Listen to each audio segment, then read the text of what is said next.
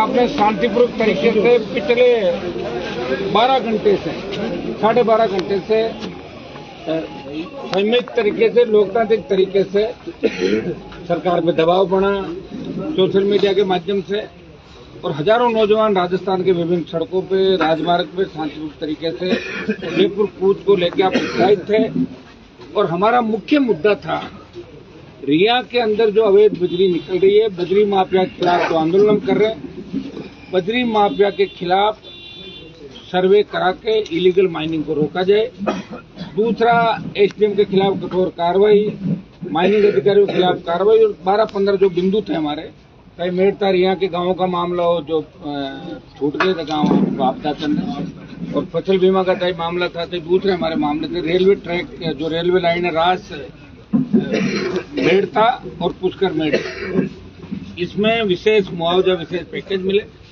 इन सब मुद्दों को लेके उस समय कहीं कहीं कम्युनिकेशन गैप रहा और बीच में बात नहीं हो पाई, और हम कुछ कहने के निकले। उसके बाद कलेक्टर साहब का टेलीफोन आया कि भाई एक बार हमारे जिले की सीमा के अंदर बात करेंगे, और बात वाजिब भी है कि अपन अजमेर जयपुर जाके बात करते तो वही बात थी।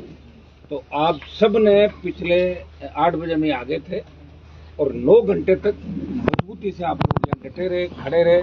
मुझे पता है कि आधे ज्यादा बच्चों ने खाना भी नहीं खाया होगा, क्योंकि आसपास होटलें थी, वहाँ तो खाना खत्म हो गया। बड़ी तादाद के अंदर आप लोग थे।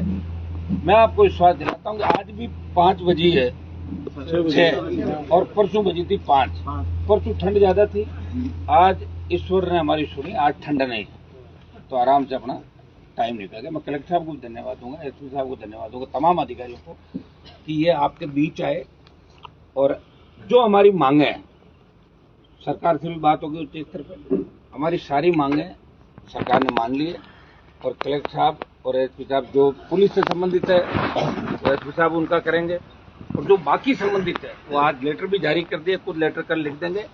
और परसों सुबह से सर्वे की टीमें रिया के अंदर आ जाएगी, चौकियां लग जाएगी, कैमरे लग जाएंगे, और दोबारा बजरी के मामले को लेकर मुझे नहीं लगता कि हमें आंदोलन की आवश्यकता पड़ेगी। बहुत बड़ी जीत आप लोगों के संघर्ष से हुई है, और बजरी माफिया के ऊपर लगाम राजस्थान में लगेगी। मुझे याद है 1823 के अंदर भी 12 आंदोलन बजरी माफिया के खिलाफ हमने किए, और हमारी एफआईआर भी ईडी सीबीआई राजस्थान के अंदर आई थी, भीलवाड़ा की एफआईआर। निश्चित रूप से यहाँ जो नागौर से आपने हुंकार भरी, दिल्ली तक इसकी आवाज जाएगी, और आप सब लोग इसी तरह संगठित रहें। अन्याय जहां भी होगा हम आगे भी लड़ते रहेंगे। बहुत बहुत आप सबको धन्यवाद। अब एक बार दिलीप जी आपको कुछ डिमांड बता रहे, कलेक्टर साहब बता रहे, जो मांगे थी वो तो बता दी हमने आपको, सेम ही आप थोड़ा सा बता दें। आज जो वार्ता हुई हमारी सकारात्मक रही, और डिटेल में एक बिंदु पे बात हुई है, और लिखित के अंदर भी है, जिसकी एक कॉपी सांसद महोदय को दी है, एक हमारे पास में भी है। नियमानुसार हमने कार्रवाई करने के लिए और जो अवगत कराया है एज पर रूल्स,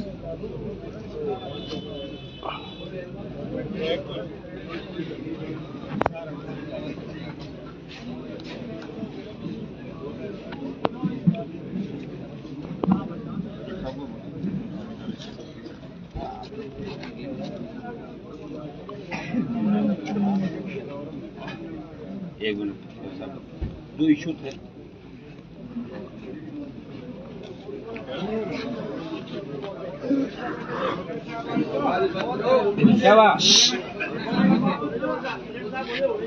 अरे तो माइक कोनी तो यही अब 5 बजे इसको सुने थी भाई साहब जी आवाज है को नहीं सुनो, मैंने बोल दिया ना। जो मुद्दे थे, एसडीएम के खिलाफ कार्रवाई, एएमए के खिलाफ कार्रवाई, माइंस माफिया के खिलाफ कार्रवाई, मुआवजे, रेलवे लाइन के मुआवजे, तमाम जो हमारे थे, कलेक्टर साहब की तरफ जो अपन चाहते थे, स्टेट गवर्नमेंट की तरफ जाते थे, आगामी 2-3 दिन के अंदर सारे रिजल्ट 100% आपके सामने हो जाएंगे। देखो आज का दिन तो गया था, लेटर वेटर लिखने में आज पूरा दिन निकल जाएगा, ठीक है ना। तो आपकी मैं मान लूं कि 90% जीत होगी, 100% ये मांग 90% लिखित में हमने ले लिया सारा। 100% जब हो जाएगी, जब 100% हो जाएगी। आज 90 हो गई है, ठीक है ना। उदास क्यों, अब क्या हो गया बताओ।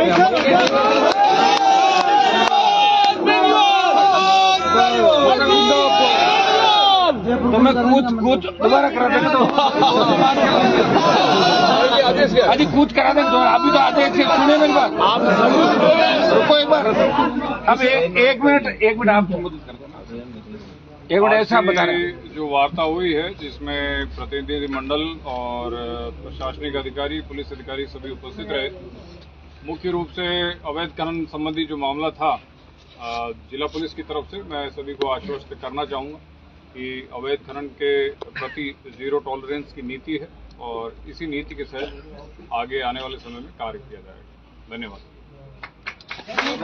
अब सब लोग है ना, सारा लिखित में हमने क्या हुआ? हो गया, रुको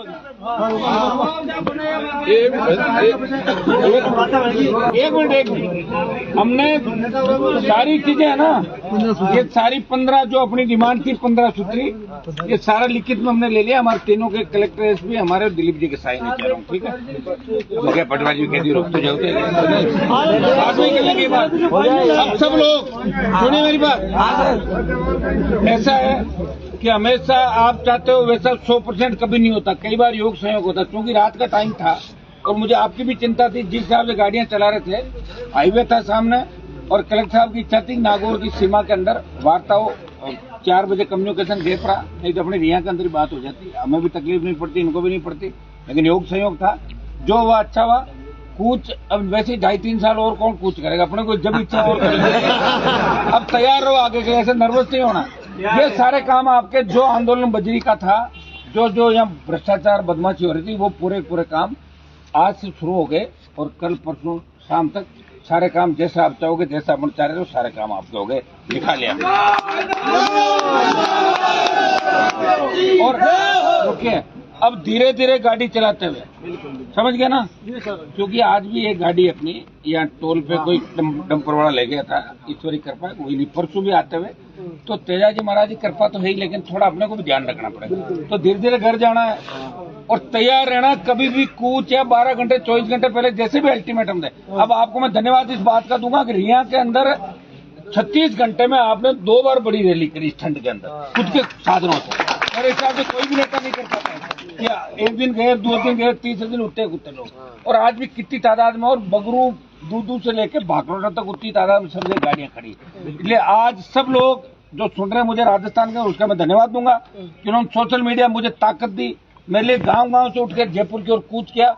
उन सबको मैं हाथ जोड़ कहना चाहता हूँ, एक बार अपने घनत्व पे गाँव लौटे, अपने घर लौटे और दोबारा हम फिर मुलाकात करेंगे। आगामी आंदोलन जब भी अपना होगा, सरकार में जहाँ भी अन्याय होगा वहाँ अपन चलेंगे और जवान किसान के हितों पे कभी भी कुठाराघात नहीं होने देंगे। सब लोग आराम से पधारें, जयकारे लगा दें। तेजाजी महाराज की जय, रामसा पीर की जय, बजरंग बली की जय।